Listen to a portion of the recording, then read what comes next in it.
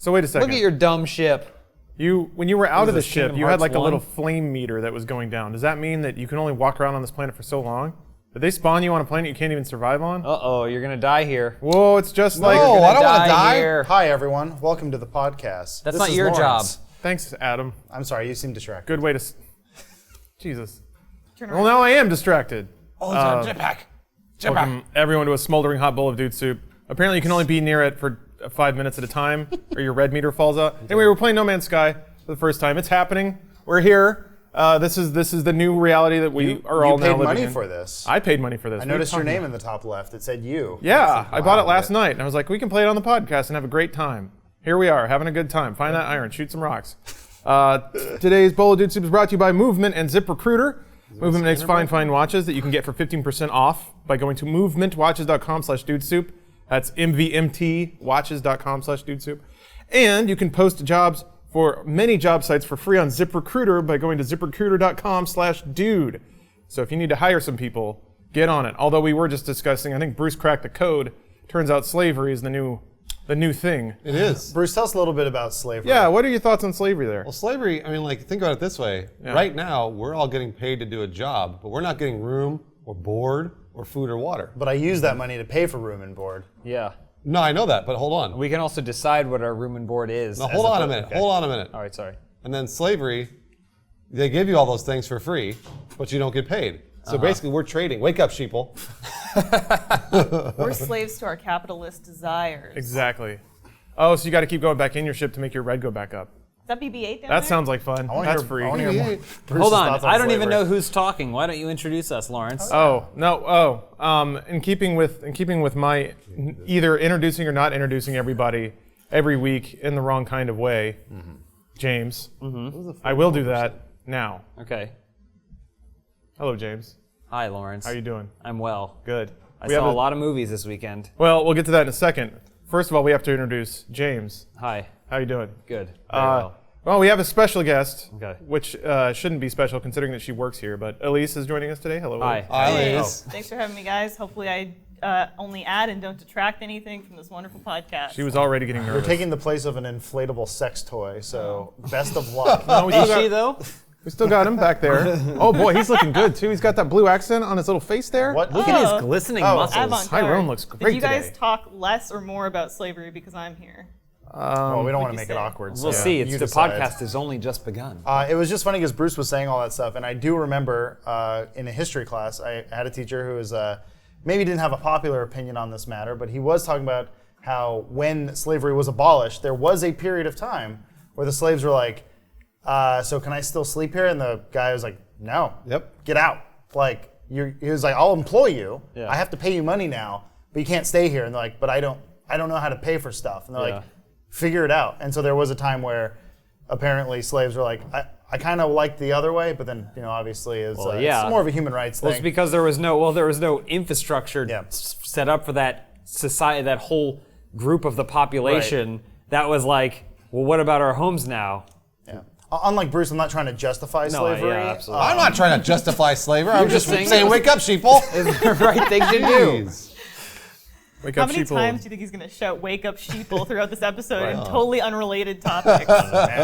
There is no topic in which telling people to wake up, sheeple to wake up, is unrelated. Hey. Oh, you're getting shot by a. Sentinel drown. Oh my gosh. What happens if you die in this game? Suicide Start is all over. Yeah. Wake up, sheeple. Deletes Yeah. the game. You're not imagine allowed to live in No Man's Sky The, anymore. the travel bureauism or whatever of.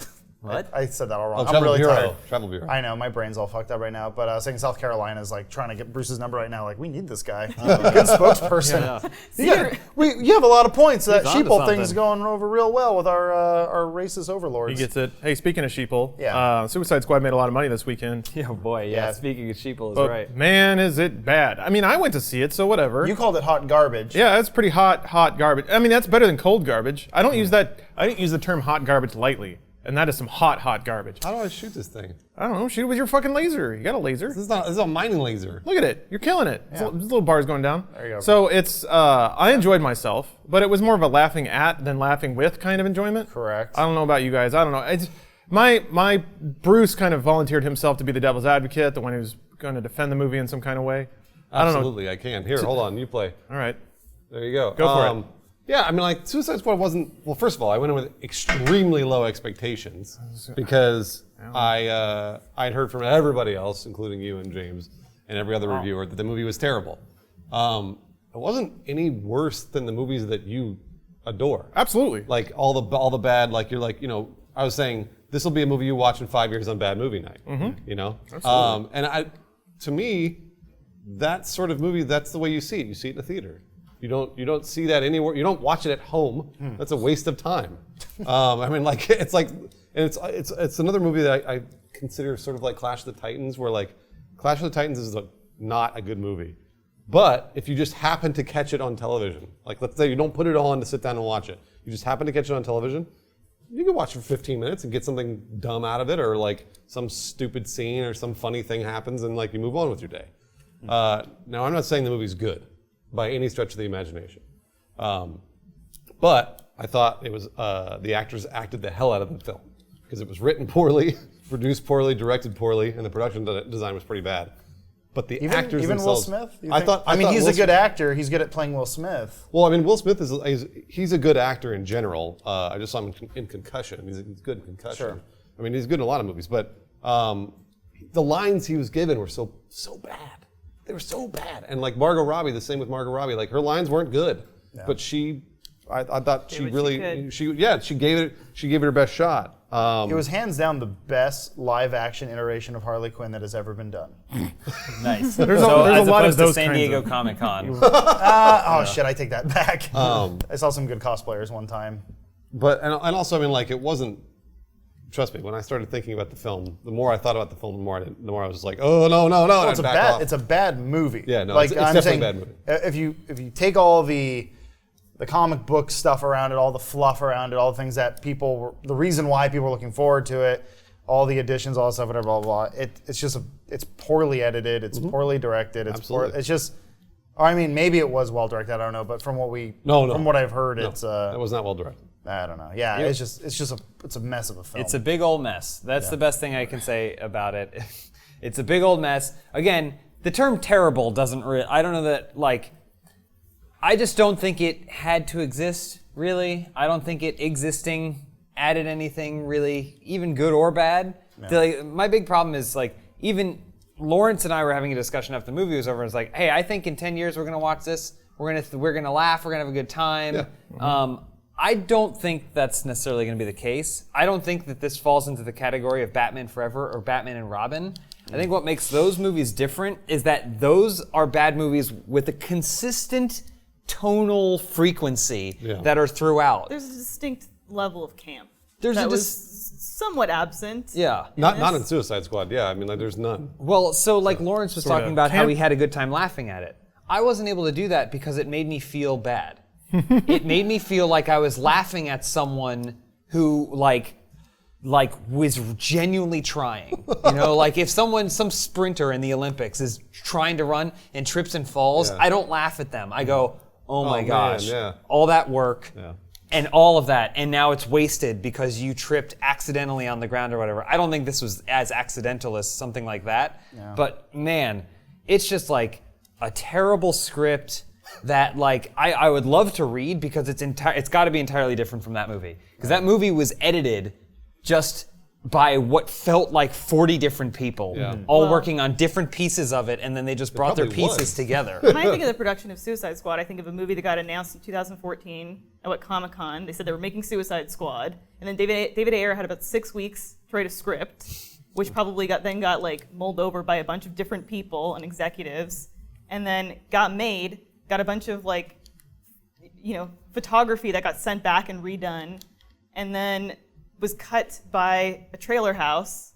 David Ayer did a cut too, but the studio picked the trailer house cut. So I'd like to see David Ayer's cut, to be quite honest, because there was a ton of stuff that got cut out of that movie. I don't know if you guys have read any of the lists of all the scenes that got deleted. Yeah, I did. Yeah. I don't think anything would salvage it. I think the movie was like inherently problematic. There was a thing that came out today where I think it's like Jared Leto said that he's like I filmed a movie's worth of scenes and they only used like a few cuts of, but like watching that movie, it feels like they didn't film a lot of people weren't in the same room. It was like Star Wars, where there's like, or Sin City. Like, we'll just shoot you on different green days. screens, Yeah, like because it is a big cast. You said it best. You described the Joker's part in that where you said the other day, you're like, it felt like they're like, on another all right, set. everybody, that's a wrap on Suicide Squad. That's great. And then a limo pulls up and Jared Leto gets out and he's like, I'm ready. And they're like, oh my God. Yeah. Oh my God, you're right. We forgot to film all the Joker stuff. Joker should be in this. So much of it feels like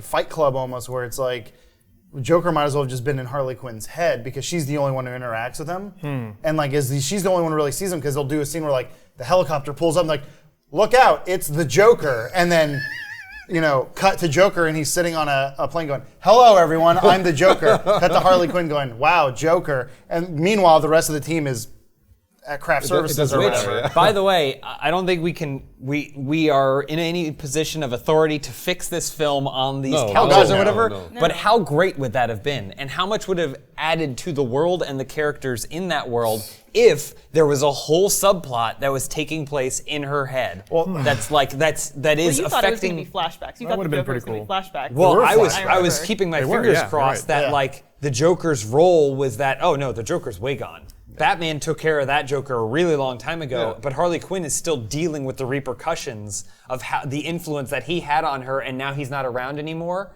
And so, what's she supposed to do? She's basically like in a state of mourning, but then, it's cheesy as it sounds, getting friendly with the Suicide Squad is kind of what gives her new drive. New friends, It means that she isn't necessarily just a bad person anymore. She finds a way to use what the Joker kind of gave her to make it like a constructive change in the world. Well, in it's some funny. sort of Like Red Letter Media said this exact thing, and I agree wholeheartedly. Where they said like they set the movie up in kind of a dumb way, an interesting way, where they go, okay, what if Superman was bad? Okay, the fuck is Harley Quinn gonna do against a bad Superman? Yeah. Use a bat. I know. Well, that's the problem. Here's my bat. I think it's funny because you can kind of see those moments where you guys were talking about where they got 2/3 of the way through the movie and then realized they forgot something. Yeah. So about 2/3 of the way through the movie, they forgot that Harley Quinn hadn't done anything aside from just be there. So Kiss back. So they have her run away from the cast, get on an elevator. There's an action sequence. Then she comes off the elevator and meets the rest I'm of the fine, cast. yeah, no. And the entire scene was just shit. Harley Quinn hasn't done anything. Let's just have her beat up some real dudes. quick. So I was going to say, side effect. I think the side effect of all these things you guys are describing is a bunch of people along the way were saying, "What about the Joker? What about Harley Quinn?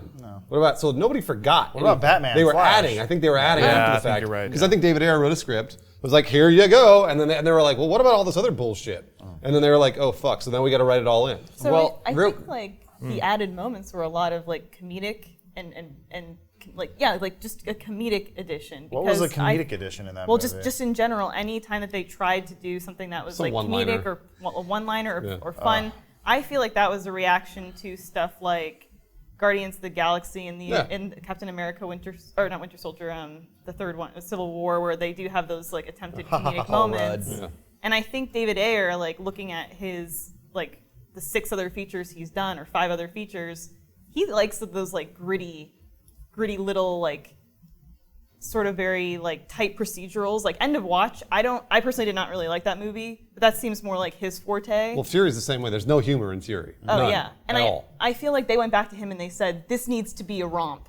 This needs to be a lighthearted comedic romp with a bunch of buddies. Yeah. And you need to add in those scenes and those Sure. beats. And I think like for him, he probably would have been better off trying to make a Christopher Nolan gritty Dark Knight movie. Probably. Would have been probably the better place for him. Real quick, we didn't say it at the top. This is a Spoilers! spoiler-heavy Yeah, I know. Suicide Squad Yeah, discussion. to make We're sure it not goes really in the going to description and censor everything. anything. So sorry for those of you that have already gotten this far and There's- everything's spoiled. But Man, I'm sorry if you're a DC fan, but Jesus Christ, there's pretty much nothing to spoil in this movie. Nothing happens. None of the characters change. yeah, There's no that's true. arc. So- There's no but progress. it's the the Wonder narrative Woman trailer spoiling, before like- the movie looked great. It's not bad. Doctor Strange. I'll say I walked away from this movie, from Suicide Squad, with 2 things: a better appreciation of Man of Steel, and thinking that the Doctor Strange trailer is way better in a theater with surround sound on a huge screen than it was watching it on YouTube. Well, we were, like Lawrence said, I mean, and we were talking about yesterday, you guys have already heard this, but there was nothing changed in the film. So, like, she was like, I decided to start this squad just in case Superman comes down to blah, blah, blah. Here's this witch. Uh-oh, the witch fucked things up. Yeah. We got to send the squad. It's okay. And then they send the squad. It's like, isn't she part of the squad? Yeah, like- she was definitely part She's of the the most squad. powerful one in the squad. She's the reason we started this whole thing. It's like, it's okay. We have a failsafe. It's her heart. And all we have to do is, it's not working. They're like literally saying where she's like, it does nothing. It does nothing. So then they kill the witch and they kill her brother. Very dramatic. And then everything's fine. Literally nothing changes. It's just I mean, like if anything, they took a step back. Yeah. Because basically, yeah, yeah. because they're like, we got this awesome squad. lost the witch. We took out the most powerful one. I'm sorry. And now Killer Croc We is lost- he's a Think thug about now. it. I don't Lost the know. heroic Like BT. Diablo. Well, yeah. Think about the fact that He was actually the second most powerful. Think about the fact that she forms a squad based around the fact that they have this powerful witch who they can basically use anything to do with. anything, Yeah. right? As soon as they try and use the witch, the most powerful, arguably the only super being in the entire squad, she just ditches it immediately, Right away. does something evil, and then can't be stopped, and then causes a problem. So they get the rest of the squad, who is arguably inferior to the witch in every single way. Meet Katana. She has a sword. Well, It but has the soul of her husband. what What is- the fuck does that matter? what is their mission? Their mission ends up being to save the person who created the squad. Yeah. Yeah. And then also Because someone, for some reason she was hanging out in the someone city. brought It's this a up. twist, and- man. That was Well, a twist, yeah. It's not a good twist though. It's a stupid twist. Maybe the good guys are the bad guys, and the bad guys are the good guys. Which would be think a about cool that, thing. Jerry? But I that's not what don't they did. understand is Suicide Amanda Waller Squad. had all that intel on like Aquaman, Flash, whatever. It's like, why didn't you go to them? Why didn't you go to those motherfuckers? Build the Because they were squad. the hard ones to get. they they were were like, the- we gotta get the ones who are in Well, prison. they also Get the did. chick with the bat. They did those Please two share. scenes where they're like, because they did everyone's flashback and like, how did you catch Deadshot? We gave some intel to Batman. Oh, he was in an alley. Yeah. Good one, government. Christmas shopping with his daughter. Yeah, out in the open, swinging a gun around, wearing a pimp hat. And even then, Red Batman, leather jacket. Man, that's the other thing too. This movie was just kind of a standalone thing. Like, and partly this is, I think, well, Guardians of the Galaxy, I think, is just excellent. It's well written, well acted. Yeah, It's everything. got a great, it's just great Drinking story. that Marvel Kool-Aid, Visually, dude. it's great, right? Derb. No, but I love Yeah, no, Guardians of I the do Galaxy too. because it exists so far removed from everything else, so they didn't have to tie it too much to There was anything. no executive saying, "Hey, put fucking Ant-Man in it." Well, 'Cause nobody. I mean, they actually put probably Thanos in it. They put Thanos and They did their Gamora. due tie-ins. They There did was- them But well. that was the Tie-ins. only tie-in. and Howard That the was Duck. the only Benicio one. del Toro's character was in the other movie. Yeah, but but it's like, I it know, didn't matter, though. it's Yeah. these small little touches, and that's why I think it's subtle. That's right. why it works Well, I better. guess that's what happens when you plan before rather than after. Right. Yes. When you go, I guess Captain Boomerang should fight the Flash. What do we got? 2 hours? We could do that. Yeah. My biggest problem with how this movie has been critiqued is it's not a great movie, but it's not the horrible, atrocious, like travesty that people are painting it out Not to at be. all. I still think movies like X-Men Origins Wolverine Oh, are, God, are that one's worse amazing. than this. Oh, yeah. This at least I wasn't bored. Like, Yeah, Really? that's- I was bored. For the most was part, a bored, man but- physically fell asleep in the front row at Was one it Dawn? point. But Well, I mean, he felt. I guess a sign of a bad movie for me is when I'm getting bored of the action. When I just watching, I'm Oh, like, yeah. I'm like, cool, they're fighting the Putty Patrol. Neat. that's Which- how I felt in Man of Steel. my God. that's how I felt in Batman vs Superman. Well, Batman vs Superman has the huge lull, and then it doesn't have nearly enough action when it gets there to justify the lull reaching that point. The minute- Suicide Squad has pretty well paced. They're like time to drop in another action sequence, and it's boring. Yeah. It's just excruciatingly boring. It looks like a bunch of video games trying to punch each other. Yeah. Like when El Diablo and The Witch or Witch Brother. Witch Brother fight. I was just like, this looks like a bad CGI trailer for God of War. It's still, honestly, I still think it looked better than the Doomsday fight. It absolutely Yeah. did. I think it was They're more both at interesting. night in the dark. No, but one was like At least there one's was on like fire. there's choreography in one of them as opposed to just beams shooting back and forth and waves of energy. Yeah, so sure. I'll give it credit for that. Yeah, man. And then the fact, like, just think about just like bare bones basic things. They're coming in on a helicopter. Yeah. All we've seen as the audience is that the city is not been taken over, but in the middle of the city is this beam of light shooting into the sky. That's all we've been told as an audience.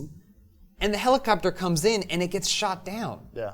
By who? Yeah. Can you tell me what shot it down? This is the question I That's asked what we were right talking away. about. When it happened in the movie, I was like, who shot it down? I thought it was Joker, but then I was like, The plot. and then I was like, wait a minute.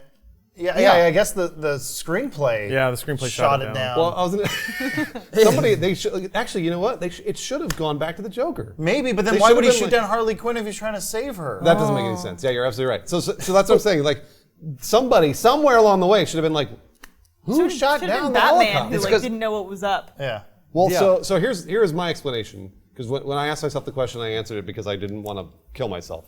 Which was, okay, well, the soldiers with the putty on their face, some of them had guns. They had But they hadn't arrived yet. anti-aircraft. They had anti-aircraft Or maybe weapons. they did. But the problem That's is the point. That's the No, problem. but the problem is whenever they fought the putty patrol, it didn't matter because they didn't have guns, so they could charge at them, and it did, so nobody had guns. Some They of all them par- had guns. Did they? Some of them were carrying assault rifles, but not the huge, giant bullets that were ripping through a military-grade helicopter. So all they had to do, here's a way to, again, we can't fix the movie from here. I know, But exactly. all they had to do to fix it was to have the witch's brother shoot his thing at the helicopter and bring it down. Which is exactly what I thought was going to happen because they showed him doing that to other helicopters. I know. They could have done that. They showed him earlier in the movie doing his weird whip arms to other things. It's strange that they would have moments like that where you could explain things, but then they would over-explain other things. Where they showed the scene with Flag and Enchantress, where he's like, "Let's blow this thing up." And she disappears, and he goes, "Oh fuck!" And then later he goes, Let me tell you the whole story. "Guys, this is what really happened." He's like, "Let's blow this thing up." She leaves. It's like, Oh, yes, God. we saw that. Yeah. We were there. We paid for this. You know. just showed me it again. You're devaluing this movie. Man, it was stuff like that just drove me crazy. There's a whole sequence. By the way, there's a whole sequence where they're in an alley, and then they're like turn around the corner, and it's the only people left in the city, which is Suicide Squad. They're the only ones left, and then there's the Putty Patrol, and they happen to meet, by the way, in the same block, and they like gonna snap fight They each stare other, at each other? right? Yeah. But then they do a fight scene which has some cool Deadshot stuff. Yeah. It has some. It's like Yeah, okay, it's like this, aimbotting around, just Yeah, boom, yeah, boom, it's cool. boom. they finally Which is get to cool, do sure. they finally get to do cool stuff in the scene, but you're still like, what the fuck are those things? All I saw was a giant thing. There's a scene after that introduces the Putty Patrol. Yeah. That's And I'm very like, weird. who puts that together? It's like she's like, come here, and then kisses him or But whatever. She's like doing this the whole time. Yeah, she's dancing, which by the way didn't bother me. I'm fine with I just Enchantress thought she had to dancing look, and it looked looking like someone who had sexual to being pee. or whatever. Because it wasn't really like a dance. It was just like, It was like a is weird, this good, David? I didn't mind. I didn't mind. I didn't mind it. She's from a different culture, man. So, but then the thing is, then there's a scene where the guy turns around and now he's one of the worst designed monsters in Covered modern in film caviar. history. That's all I yeah. kept Yeah, thinking yeah, of. It made me absolutely covered in hungry. caviar. Watch. How do they see? Which that's all they can do. They've got the gun. They've got the assault rifles. But then I was watching it, I was like, shouldn't that have been before? So Okay, we knew what they were going to go So up against. I figured it out. I will attempt to explain all the plot points because I thought about that. Sweet. And the only reason I could come up with that the director and writer could rationalize there was the fact that when they dropped the Suicide Squad in, they didn't know what was going on, so they wanted the audience to also be with the Suicide Squad and be like, "What the fuck is going on?" Yeah. But the problem is, if you go to that scene where they show the Putty Patrol after they've killed all the Putty Patrol, nobody from the Suicide Squad saw that. Yeah. So they never Yes. resolved that. So Yep. then at that point you can't. So like again, I'll attempt to explain all these things when I was watching because that's usually what I try and do. Yeah, I yeah. usually sit there and watch and be like, okay, I will explain that with this. I will explain that with this. Remember when Flag goes, "Your daughter's been writing you for every day. Oh, yeah. I know we met yesterday." and I've been carrying the letters next to my heart. There was like 5. 5 letters every They day. stopped this bullet. His Yeah. daughter's There's letters a just have a hole through the bullet. Or the Well, letters. if they had shown the Putty Patrol introduction scene first, and then they showed the Putty Patrol, and this is stupid, but it would still work better than whatever they did, going like, hey, we took over this tank when the military came in, so now we have Yes. access to a really high caliber weapon, sure. and then you just show one shot of him going bang, bang, bang, bang, and then the helicopter goes down. Or even still, you just do the guy's whip arm. Like these are the questions that you have watching the movie that just like rip you out of it, which is why I think like this is why it feels more like I'm laughing at something than with something. This isn't Bat Card. Oh, how cringy. George Clooney's using his Bat Card. Doesn't right. leave the Batcave without it. That's cringy, but it's like Yeah, it's camp. when they're doing a production design for a Bat Card and George Clooney's saying, I have a Bat Card, and then Joel Schumacher's like, we're shooting the Bat Card scene today. Yeah. it's okay to laugh at that. Right. Because everyone knows that it's stupid. He's just not taking the source material. You can get angry at him for not taking the source material seriously or not doing justice to the franchise that's come before it. You didn't do that man who dresses up as a giant bat because his parents got killed once and he's rich. Seriously. Yeah. But at dare you. least he's having fun. This didn't feel like this. This felt like David Ayer maybe had some sort of practical effects for the Putty Patrol that looked like shit. They realized after the fact looked like shit. It was a mask that they wore. So they were like, we have to cover all this Bubbles. with CG. Just put a big bubble thing over his head because it's really cheap to do, Right. and it's just, but it'll kind of be scary or whatever. Like it was these problems that just like drove me up the wall. Practical effects all went to Killer Croc, unsung hero of the movie. And Look, Killer Didn't Croc look terrible. I was gonna say Killer Croc I thought looked pretty cool, Yeah. except for when he did the crawl. Well, also He did the one thing that he did in the entire movie. well, that's my favorite thing. He's like, "I'll handle it. Water's my specialty, dog." And then he disappears Scuttles, into the water. And then the next time you see him, he's getting choked out underneath by the Putty Patrol. Help me! well, he said, And he doesn't contribute at all. He said, I was born here. You're a tourist. Yeah, I yeah. think Oh, was yeah, like his, yeah, his that's right. exact. He did. I Toronto? memorized all the Killer Croc's lines. Yeah, He has but like 4 lines. he had pretty good practical effects. Those are cool. Sure. But then they shouldn't have put him next to regularly sized people. Like he should have only performed scenes with hobbits. Well, so it right. made him look intimidating because he must have been 5'4". Well, also, Yeah. like his boobs were all droopy and like he didn't look ripped. I was like, this fucking dude should be ripped. His head was huge. He kind of had a barrel chest, and then his arms were like. He just said. Yeah, no, this is the way Killer Croc stood most of the Also, time. every character in that movie, you could be like, oh, I know everything about you just by reading their tattoos. That's what I liked. man. Like Joker's, Like I Memento, still, they all forgot. I still think like it says damaged over his head, and it's like, all right, and what is it? What did the jewelry on his knuckles say? Like Joker, like or When something like the that. 5th time he did this, and he went, ha ha ha, I was like, subtle. I know. That's what I like about Joker is the subtlety. So we'll throw out a suggestion for the Joker, and we were talking about this yesterday too. Is like retcon the Joker. So the next movie that features the Joker, make sure the Joker is Jason Todd or somebody other than the actual Joker, because the guy with the tattoos and the crazy hair and like the Hot Topic wardrobe shouldn't be the real Joker. The real Joker should have been killed by Batman long ago. I mean, and like, this I should was- have been an imitation. I was trying to give it the benefit of the doubt. I'm like, okay, I'm not going to judge until I see the movie. Now too. that the movie's out, I will judge the shit out of Yeah. it. And it's dumb. It's all just shock value. Like, and I get it where people. I'm like, why does he have a grill? It's like, well, Batman punched his teeth in. Then get veneers. Like, why would he? Why does he need a metal grill? Why does he need a tattoo on it? Like, it just should just say like, I'm Joker. I'm bad. Here's a list of all the things that I will do in the movie. Like, just some sort of subtlety would be nice. And again, Jared Leto acted the hell out of that part, and he was did. given nothing. Like the lines were bad, everything was bad, motivation was bad. I felt really bad for him because I felt like he was. I felt like he was an actor doing textbook crazy. Though. Absolutely, Because at he one was. point he sounded like Jim Carrey. But see, but that's in my opinion, that's the direction. That's David Ayer being absolutely. being like, well, okay, no, you got to be really crazy. So like, do the Heath Ledger voice, but then Yeah. also talk about how crazy you are. Apparently, What the fuck? Jared Leto, he like stayed in character. Like, he method acted it, where Sure. he stayed in character even when he wasn't in scenes performing. And there were some actors that said they never met the real Jared Leto. That was a quote. I forget No who one it was, has. but somebody No one somebody said I never met I the want real 30 Jared seconds Leto. to Mars Leto, not Joker Leto. Yeah. Not Jared Leto's a really good actor, and Yeah, that's it's the, and that's the fantastic. problem with that is that like that's why I know it's the direction. It's like Natalie Portman in The Professional, and then in Episode 1. Like Sure. Episode 1, she's garbage. Oh, yeah. And then in The Professional, she's awesome. Yeah. That's the direction. So, I agree. you know. I agree. Yeah, it's a shame too because that kind of like he could have been a great Joker, right? Like just a Yeah. solid Joker. They clearly went in a different direction. He could still be a really cool Joker wannabe, Like imitation, right? right. Like, but it seems like what he was trying to do, that Joker, his master plan wasn't to torment Batman, to torment Gotham, to drive people mad, to just cause chaos or havoc or anything. It seemed like he wanted to get rich, dog, and along the way form the gang that tries to beat up Robin in Batman Forever. Like that wears neon on everything and skates everywhere. Yeah. Like that was his goal. Yeah.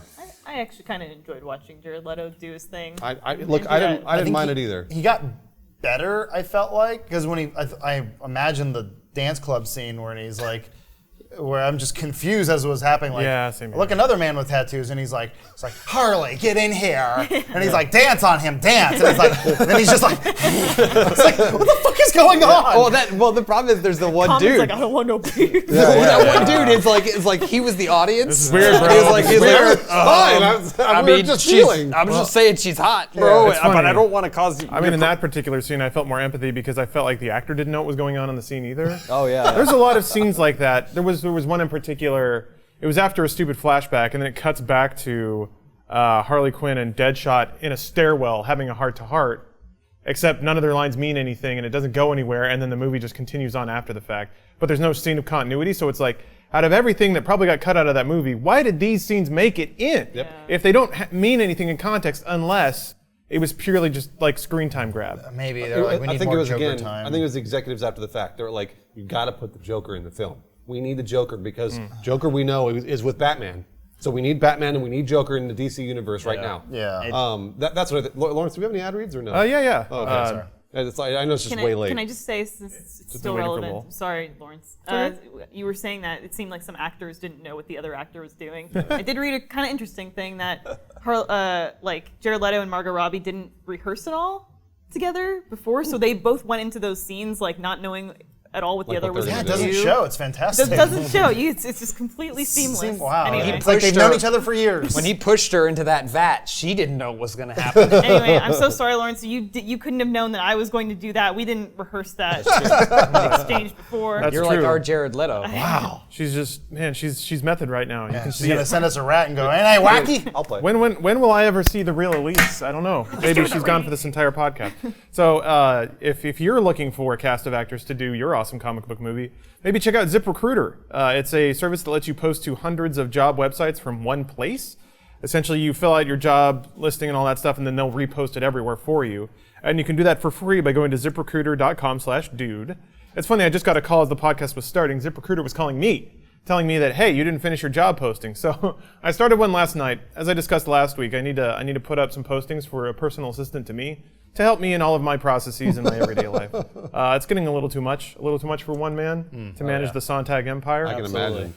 But yeah, so ZipRecruiter is a good place to do that. It'll help me reach the most candidates with the shortest amount of effort and time and all that stuff. So they say you can just post once and watch your qualified candidates roll into ZipRecruiter's easy-to-use interface. No more juggling emails or calls to your office. Calls to your phone, I guess, are another matter.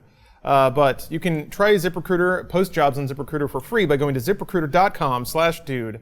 Hopefully next week I'll have some candidates and we can all revise. We can all discuss equally All right. and judge the caliber of employee. Make sure to get their social security numbers. Yeah. We're gonna Oh do yeah, those. and their phone numbers. Yeah. Because I'm gonna have to do some phone interviews.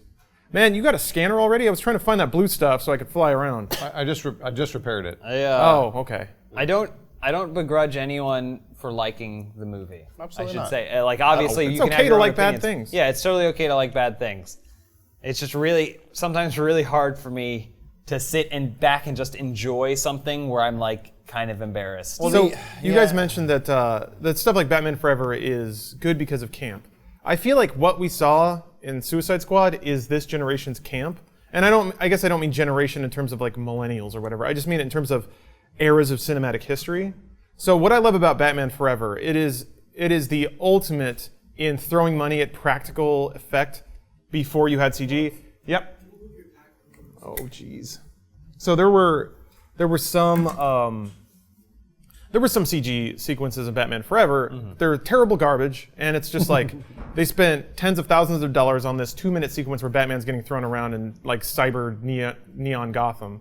And the rest of it is just, it's somebody, I can't remember who said it, but somebody essentially said it seems like an Andrew Lloyd Webber production. Yeah. And that makes a lot of sense given how theatrical the villains are, and that every set is the kind of old school cinematic set where it's a locked off set. There's one camera pointed at it, and the like lighting work is pretty incredible. The set design is buff pretty dude with a incredible. hammer. Yeah, rolling a yeah, thing. exactly. Joel Schumacher's like, yes, Good.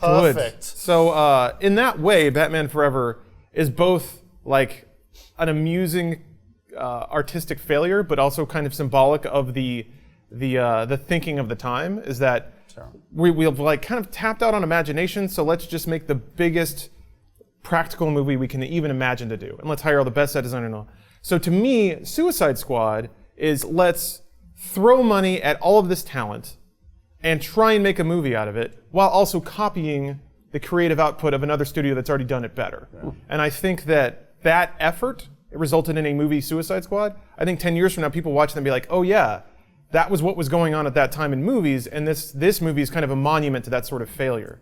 To me, that's what I find more enjoyable. I think Batman v Superman will kind of be that more than Suicide Squad was, but I think the people who dork out over bad movies will probably like Suicide Squad more. It's a weird thing coming from my position where I am, ultimately I always land on just being a big Batman fan. It's just something that I watched as a kid and read as a kid, and it was like, it always meant something to me. I always thought Iron Man was stupid. I didn't really give a shit about Captain America, and I sure as hell did not give a fuck about Thor.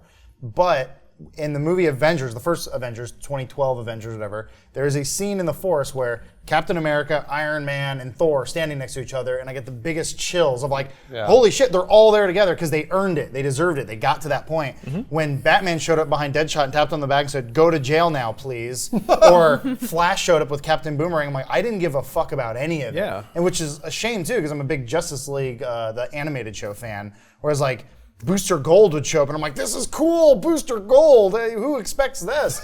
They do these movies, and it's like, how are you making me not care about Batman? I guess because Batman probably wouldn't jump on top of a Lamborghini and just start punching it for no reason. So Adam, I've got a devil's question for you, because I would argue out of all of us, you probably have seen the most DC content. Sure. You know, Bruce has got the angle on the TV, but hopefully that counts. I don't know. you can imagine Suicide Squad as as like a DC animated feature. They made a Suicide Squad animated feature. Is it? So my theory is that Suicide Squad is about as good as any like feature-length DC animated movie. Maybe a little better. With the movie? The anime is not bad. Not compared to the animated Suicide Squad. And most of the DC animated I've seen has not been good. That's the thing. It's been getting worse. I haven't seen Killing Joke yet, but I heard Killing Joke is really bad. Okay, so That's Two what I've different movies. it's weird, too. yeah. It's like they were like, all right, let's make a Killing Joke feature, and then they were like, oh god, this is only 60 pages. Yeah. Like 60 Oops. pages of a graphic novel is not a feature-length movie, but and like, so they add a whole nother movie at the beginning of it. On the flip side, though, Dark Knight Returns, when they adapted the Frank Miller thing, which is 2 parts, is great. Yep. It's really, it's almost like line for line, the whole thing, and I was like, it's really well done. That's real cool. And they got freaking RoboCop to do the voice of Batman. It's like, Oh, Peter Weller? Yeah. I guess my ultimate point, I'll just make this one real quick, is that I feel like Suicide Squad is the sort of comic book movie that always existed before Marvel came in and did something a little genuine and then kind of got it right. I don't think that '89 Batman is a particularly good film. It just earned a shitload of money. I just rewatched it recently. You saw me watch it. Yeah. Yeah, it's not a very good movie. No, and I think Suicide Squad feels to me like a comic book movie, and the way that they used to set it aside. It's like, okay, you cannot judge this movie like it's a normal movie because there's superheroes running around and they're wearing stupid outfits. But it's fun. It's like it's a good comic book movie. I think we got that's to not such do a- that for a while, and now I think we're getting reminded what it used to be Well, like. I think that's kind of a weird thing. It's like if I were to write a book and go, well, just don't judge it like a book, guys. I know it's a book, but don't judge it like a book. Like, but you wrote a book. Yeah, I know, but that's not fair.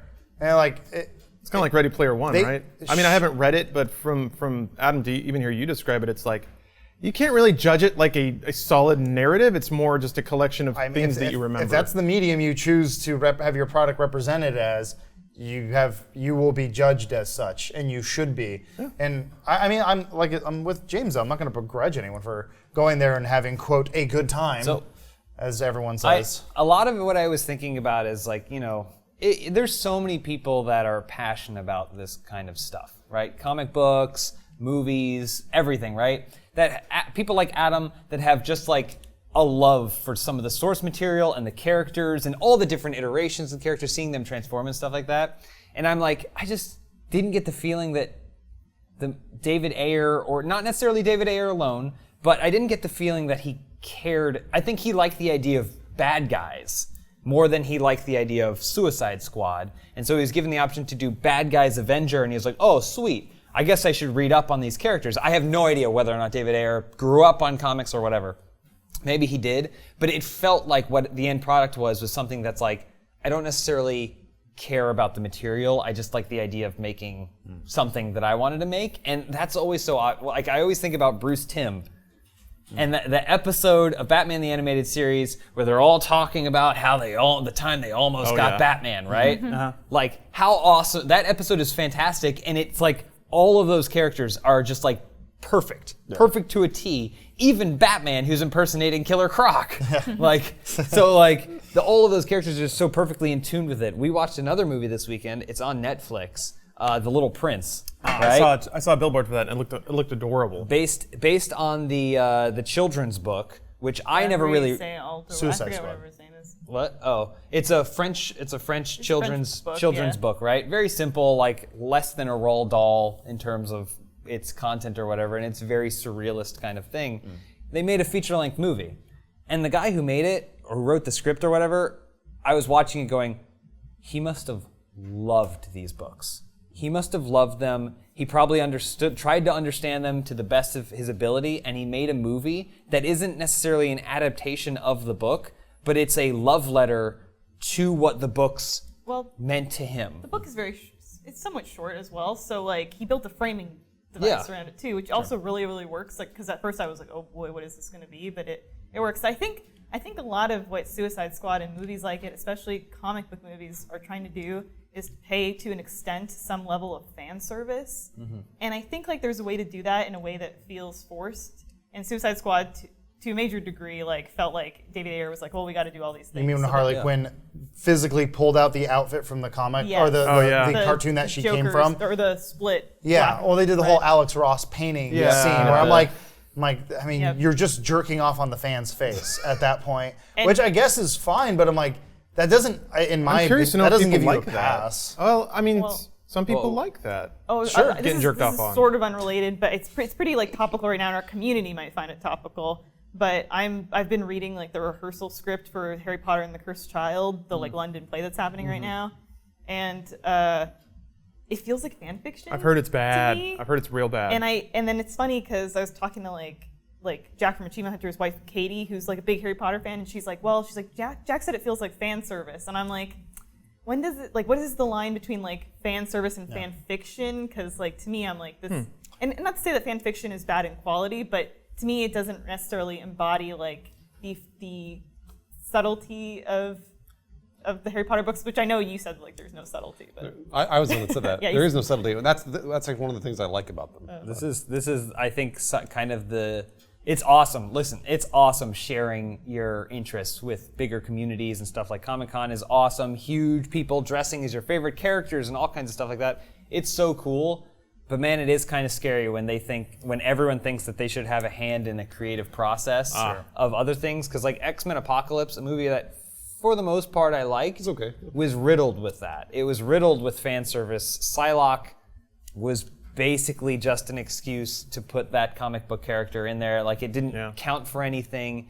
Even there's a whole point where the movie takes a 90-degree turn just so that way it can get Hugh Jackman in the Wolverine Weapon X costume, which by the way doesn't translate to screen like the way that it looked in the comics. I always thought the action, like you get that action figure because your parents would know you liked X-Men, so like your grandparents or whatever would get you. My kid's into gay porn. So here's Weapon X. This thing. Here's Weapon X, and it's like this ugly helmet and stuff, and it like makes sense in a comic book when you're reading it or something like that, but just outside of it doesn't. But they still put it in that way because they were like, if we don't, we'll get yelled at by the community. Sure, but I mean, okay, here's 3 examples. I'm just using films, but The Shining, Jurassic Park, and Where the Wild Things Are.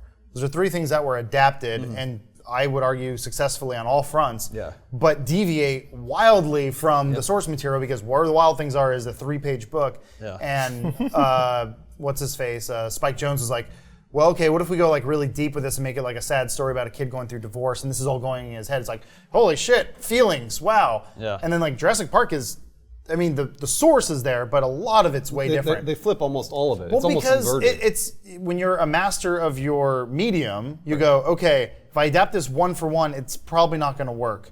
But if I make it for a film, then okay, because I'm not relying on the audience to fill in the gaps, I have to do it for them. Suicide Squad it kind of felt like, or I would say a lot of the modern Batman vs. Superman being one of them, I think they're missing out on the subtleties of what makes it great. Like Where the Wild Things Are, rather than going, the pictures are good, that's why people like it. It's like you need to get someone who's actually smarter than everyone else and go, well, let me pick apart the things that make these things great. And that goes back to that Batman episode where they're like, okay, here's a love letter to everything about Batman and why I love Batman. And Bruce Timm always hit that right on the head. Or Zack Snyder goes, I like big buff dudes hitting each other. Put that on screen. You're like, You're talking about really like excellent filmmakers versus only okay filmmakers. And that's the interesting thing about like Marvel movies is like we always talk about their cookie cutter Marvel movies. Basically, you know, almost all of them are pretty much the same. That doesn't mean that I don't enjoy them. And what's another interesting thing about that is that Marvel somehow made it so that they're molding these filmmakers into what they want them to be. And they get a James Gunn occasionally that will make a really good film that knows how to make a film.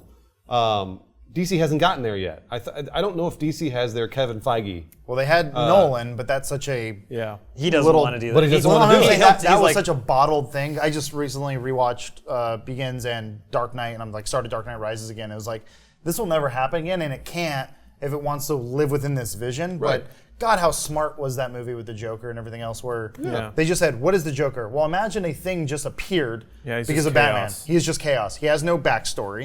He has none of this, and it was like, what a smart way. Like, Well, they even, now, they imagine even they play ju- in the lack of his backstory. They're repeated, like Yes. he's always telling a different story about how he got his scars Oh and no, stuff. exactly, and it's frustrating. Yeah, and you as a it's viewer are great. frustrated, and like even the music is like it's the stinging noise. But I like that they just went to the core of what made that and said, okay, how do we make this work within a realistic world? I don't think they did that with the Joker. They went with style over substance. Well, back to the discrepancy between Marvel and DC's cast or roster of filmmakers. James and I were talking about this because I'm looking forward to Aquaman. Don't care about Aquaman, but James Wan is directing it. So I'm kind of curious. I'm kind of interested. That and the Wonder Woman movie sort of have me hanging on to the DC universe. What a weird world we live in, where Aquaman and Wonder Woman are far more interesting I than know.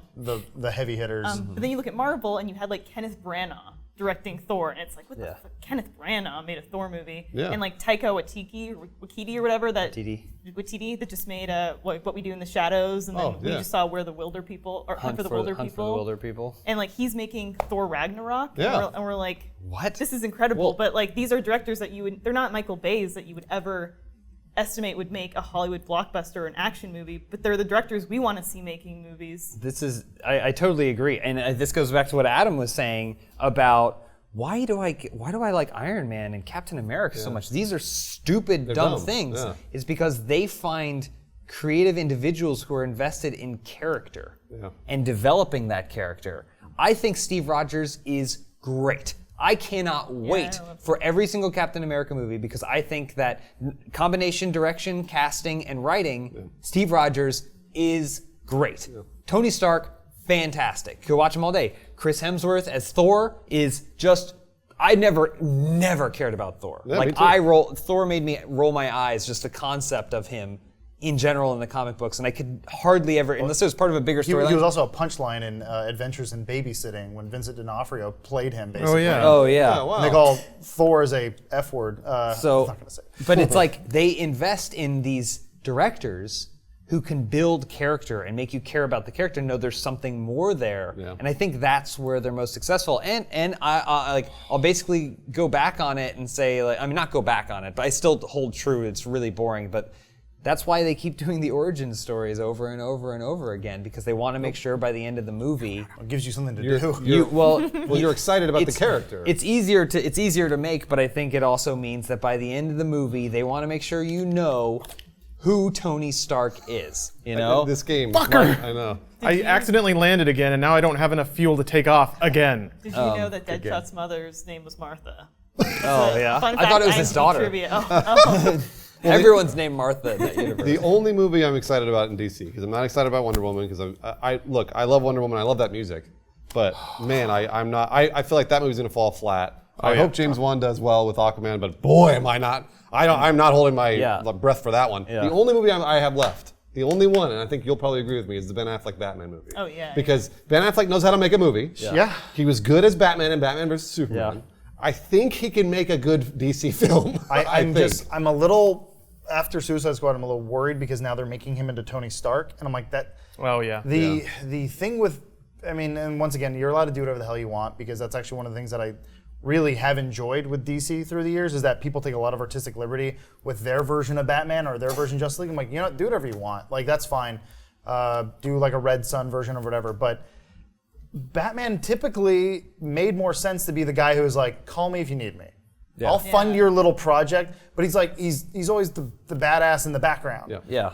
It was Superman or someone else being like, come on, guys, join the team. And now that Batman's going up to Amanda Waller, I'm kind of like, okay, I get that. And he's sort of doing that because Superman's not around right now. But it feels like it feels a little too much like Tony Stark right now. It feels like they went, well, Justice League was traditionally Superman's vision. What if it was Batman? Yeah. Maybe. It would be all, so there's a really fucking good animated DC movie recommending, I think I may have got the name wrong. I think it's Justice League Doom. Might be getting this one mixed up, but basically, I think it might be. That's the contingency plan one? It may have been, I'm getting it mixed up. I'm just gonna spoil the whole thing, but you should watch it. It's great because someone starts offing off all the Justice League members, like a coordinated, perfect attack. They do all these things that pretty much almost kill everyone. Like, how do you outsmart the Flash? How do you kill Superman? How do you kill Batman? How do you do this? How do you do that? And then you find out that it was Batman's plans that he had made, and like Lex Luthor stole them from him. And they're like, and the Justice League's like, what the fuck do you have all this stuff for? And he's like, I don't trust you. Just in case. I'm like, that's Batman. That's such a perfect encapsulation of what Batman is. Of even he's working with all these superheroes. He's like, yeah, you could be the nicest guy in the world, Flash, but I need to know how to kill you. You can run around the world in 2 seconds. Yeah. What if you step out of line? Everyone's like, well, what if you step out of line? And Batman even made a contingency plan against himself, which is awesome. Yeah. I'm like, so anyway. Gun with a single bullet in it. Here we go.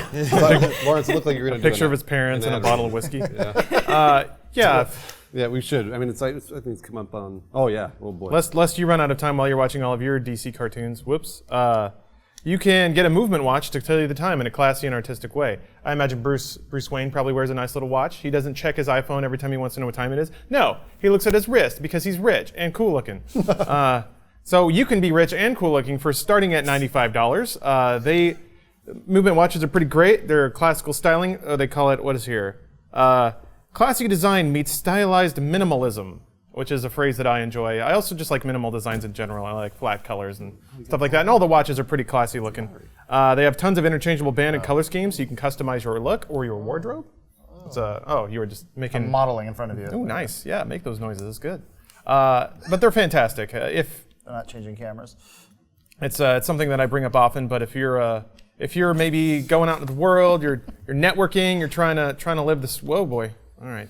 Trying to live the sweet life out there, trying to impress some people, trying to move and shake or hustle, as the kids say now. Live the Skuck's life. Yeah, the Skuck's life. What is that? It's from the Hunt for the Wilder People. Oh, okay. Then Sorry. you should. That's okay. That's all right. You should get a watch because it looks classy, and you'll look classy wearing one. So please go to movementwatches.com. That's mvmtwatches.com/dudesoup to get 15% off your entire purchase. One more time. That's mvmtwatches.com/dudesoup. 15% off your entire purchase. Hey, look good. Treat yourself right. Have a nice watch. Look nice. Yeah. It's I remember there was like it's probably outmoded at this point, but I remember reading some shitty article saying like, if you're a single dude, here are 5 things you have to have. And it was like a pocket knife, a watch, and just like all these little things. A drill bee. A trilby, yeah. A trilby. A long leather jacket. Drill bit? A long leather jacket. Well, there was a thing in, you done with the ad read? Yes. Oh, sorry. I remember there was a like a GQ thing or something like that where they said like, here's a style to go along with your like car, and it was like a nice watch, a blue suit, a BMW. And I'm like, I don't know. BMW. Yeah, I was like, which one goes with a '94 Civic? That's like Goop or whatever, Gwyneth Paltrow's blog. Oh, God. She's like, after a long week, it's important to relax. That's why I get a $12,000 massage. So go to your local Chinese cuppist. Yeah. Cuppist. What the hell's a cuppist? She's that cupping done on her back. That's why you see suction, pictures where they of do her suction? Where, like, What she's in got the like world? the red marks on her back. Really? Yeah. There was someone else who was like, you should get stung by bees. Getting stung by bees is good. And then also put vitamin E on your vagina. And doctors like, Don't do it. Don't do it. Stop. don't, that's bad. But Gwyneth said, Yeah. Damn it. I Yeah. was about to fly away. What the And I accidentally hit the square button, and now I can't fly. So I gotta find more plutonium. I don't know where it is. Just a bunch of weird hickeys. I saw a lot of movies this weekend though, so yeah. I think if you haven't seen Suicide Squad, you probably don't need to rush out to see it. Wait for the director's cut, and then the director's cut of that director's cut. Actually, yeah. Wait for the director's cut. I don't know that's gonna make it better. I don't know that it didn't make Batman v Superman better. It just made it different and kind of filled in some of the plot holes. But again, it comes down to character, and that movie didn't have great character. I didn't see movies, but I saw a Weezer and Panic at the Disco show. Where I'm not really a big Panic at the Disco fan. I know one song. Yeah. But I can say, holy hell, they put on a live show. Was it a scene? I think that's Fall Out Boy. It was the scene, man. Oh, I don't know. What? Are you making Panic at the Disco? No, I was just asking if it was like wild. I mean, it was cool. There was actually a lot of fans there. A lot of like Rooster Teeth fans. I saw a guy with a Let's Play Live shirt there. Oh, cool. I was like, hey, nice to meet you. They had like a brass section. Cool. Basically, it felt like a modern big band thing. The lead singer could not wait to take his shirt off though. Good for him. Yeah, He's shredded. He's like skinny Rivers shredded. Cuomo? Okay. Not Rivers. Rivers had like 2 jackets on. Yeah. He looked cold and short. I saw them in like 2006, 7 in Toronto, Yeah. and Weezer was fantastic. Like, They're really good live. and they came out wearing like full like Canada tracksuits. Oh.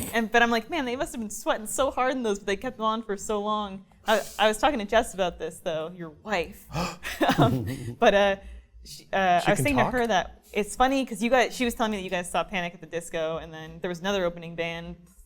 Yeah. I don't Who gives know. a fuck? I think was their name. I was saying to her that like I feel like opening bands at concerts are like a time capsule. Because it's like they're the band that they will never get their live like show that they're heading, but they get that little glimpse of fame, and they're very much a time capsule of the time. Because when I saw Weezer, Angels and Airwaves was opening. Yeah, look at them now. Look at them now, but it's like They have that Wasn't album. Angels and Airways, just Blink-182. it was It's Tom an offshoot of DeLonge. it's an offshoot of Blink-182. Travis But Barker's wasn't it like band. 2 of the 3? No, It you're thinking was of, 2 of the No, I 3. think that's Boxcar Racer. No, Boxcar it was- Racer was Mark Hoppus and here, hold Travis. It was I know. Tom No, DeLonge I'm almost and positive Travis Angels and Barker Airwaves is were Tom Angels and DeLonge. Airwaves. Just him? I think it's just No. him because I don't know She's because selling us. What you know? You She know saw this? them. Travis Barker and Tom DeLonge are part of Angels and Airwaves. Well, okay, because I know Blink-182 like broke up hard. Basically, Yeah. just kicked Tom Broke out. up hard. Yeah, I think Yeah. Tom was the problem. You think? Problem Tom? But they call it's like to me, I'm like wow, like what So- a lame band. So no, Angels and Airwaves was just Tom DeLonge. This whole time. Just blew your mind. I've got to go, guys. And actually, I have a lot of people to call, a lot of mistakes to fix. And then Boxcar Racer was I believe the other Mark Hoppus and Well, there was that, and then there was Plus When did- 44. plus 44. Yeah, there's Yeah. another When did one. Travis and Tom team up again? Maybe you saw Boxcar Racer, you didn't even No, realize no, it. Once again, I think Because you're their right. music is so unique. I think because Tom was the problem, no one wanted to team Okay, up so with. Boxcar Racer. Wow, hold on. Uh-oh. yeah, it's everything- more of like who This is wasn't awesome. in it. Boxcar Racer. So Angels and Airwaves was just Tom DeLonge, right? Yep. Boxcar Racer is Tom DeLonge and Travis Barker, but no Mark Hoppus. Okay. But I think Mark Hoppus did do a couple. Like he so came in Tom on a couple DeLonge songs. just but he kept wasn't in forming there. new bands with people from Blink-182. Yeah, well, and other randoms. So then hold on. Let me It all look kind up- of sounds like Blink-182 'cause anyway. let me look up so. plus 44 because I forgot about plus 44. While we still have time before we have to wrap this up, everyone who wants to go see a great movie should go see Hunt for the Wilder People because it was fantastic. Amazing soundtrack, beautiful, a lot of heart, great performance. It was just a delight to behold the whole thing, and it made me feel good. We watched it Sunday night, and it just made me like end my weekend just feeling good. So. I've been Adam, watching I'm Mr. talking to you. It's fine. No, I've been. We finally caught up on. We're catching up on shows right now. So right now we're catching up on Mr. Robot, which has been really good this season. Yeah, me too. I've been watching WWF Raw from 1997. Nice. When it was Catch- called catch it WWF. up? Catch it up on Yeah, that? basically working through that storyline. It's a lot of the Hart Foundation versus Stone Cold Steve Austin. Yeah. Ken Shamrock's there, but he doesn't say much. He's kind of the Matt Peak of the WWF. It's weird because Star Trek and Jason Bourne I think are in theaters, and I don't care. Yeah. I saw Star Trek and it was okay. I still okay. want to see Star Trek, and I still want to see Ghostbusters. I wanna Just see haven't gotten Ghostbusters, around to yeah. it yet. Ghostbusters We should all is go. phenomenal. Ghostbusters group. I love to see Ghostbusters. Ghostbusters Lawrence Guru. swears by it. So it's really, really funny. I will be seeing Food Movie this weekend. What's it It's called? called James? Sausage Party. Sausage Oh, yeah, I Party. also keep wanna see calling it that. Food I would Movie. also like to see that. Dang as it, well. what's with these late summer movies? Where was this stuff during the summer? What came out this summer? Nothing. Other than Civil War. There's a movie I mean, that was coming out. Even that was the that was beginning. spring, yeah. A movie coming out this fall with Batman v Superman? Chris Pratt and Jennifer Lawrence. What movie is that? That's the movie that Jacob worked on. You can talk to Jacob about it. He directed it. He directed it. Yeah. By the way, plus 44. Hold on. Wait, so Plus what? 44 is Mark Hoppus and Travis Barker. Yeah. So Tom DeLonge. I know. Plus 44 is Mark Hoppus, Travis Barker. Boxcar Racers, Tom DeLonge and Travis Barker. Okay. And then Angels and Airways is just Tom DeLonge. Well, damn it's it. also and then like his buddies. We got to stop. I have to pee real bad, but I want to. You guys have 18 seconds because I really want to know what's at this. Welcome beacon. back to Blink Chat. That's right. Today we're talking about Blink. That's Blink Talk. That's it. Troy. Blink and Blink related things. Did you like Alkaline Trio, or did you not know Yes. who they are Alkaline until Trio is fucking awesome. that guy Skiva? Remember when they parodied Backstreet Boys? Scribbly Dit? They're just as much a time capsule as they were. Okay. You guys, Blink-182 or Sum 41? Blink 182. Blink-182. Yeah, Yeah. I would probably take a bullet before either. I love how ugly the lead singer of Sum 41 got because Oh, he yeah. looked weird when he was a kid, and then he got older and he just kept melting. And wait, who was Skater Boy who I just married didn't understand- Avril Lavigne? Avril Lavigne. I just didn't That was understand. Chad Kroger. No, No, but before that before. was it Before the, that, she was married to the guy from Sum 41. Really? Canadian royalty. Yeah. Wow. Man, Wait, I just time don't- capsule. What is it with Avril Lavigne that she can only marry Canadian men? Also, how come in all the Sum 41 music videos they made it seem like endless summer when summer is only like 2.5 months there? They're like, because we're they- just always skating around, They going love to summer. the pool, They love summer there. drinking beers. Yeah. They made Canada look real cool. They did. Lawrence, you Well- should go to the bathroom. God, I want to pee so bad. What's at this beacon? We're gonna do the Dude Soup post show in Yeah. 1 minute. Once Where Lawrence. we only talk about Blink. Okay, now waving my hands means we're done with the spoilers. But yeah, thanks everybody for hearing us bag on Suicide Squad for an hour straight. If you enjoyed us talking shit about something that we didn't do and probably never will, maybe recommend this to a friend. Leave us a nice little rating on iTunes, what have you. This thing grows because people listen to it and recommend it to people. So Are we on Spotify yet? if you enjoyed it, sort of. I don't check. know. Spotify. I've emailed them and they're like, "We'll contact you." Oh, Like, gotcha. okay, apparently we Well don't fucking register on your radar yet. But we're on pretty much everything else I could get us on. So, but yeah, if you have any suggestions, feel free to let us know, through Twitter or the subreddit or anything like that. And we're always trying to make this a better show. We want you guys to have a good time. Thanks for having me on. Yeah. Oh, thank you for At least stay for the post show. Thank Stay you for so the much post for show, joining. at You're least. not allowed to leave. Stick around for the post show. We're gonna look at some Feel like fan a art. princess. It's a nice little thing that we do after the podcast. Engage with people. We take live questions. It's pretty nice. Finally, I made it to the beacon. Finally. Yo, Holmes, just remember me as a hero, man.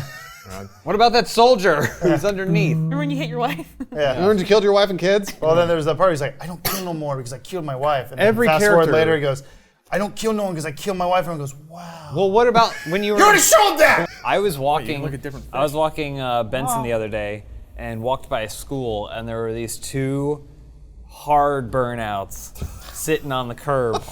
And as I walked in, the dude was like, "Dude, man, when I smoked that salvia, that's when I died." And the other friend's like, holding a Dr. Pepper, and he goes, "Really?" And he goes, "Yeah, man, I never came back." Oh, man. And I'm just walking with my dog, who then takes a shit like 4 feet away, and I'm like, "This is."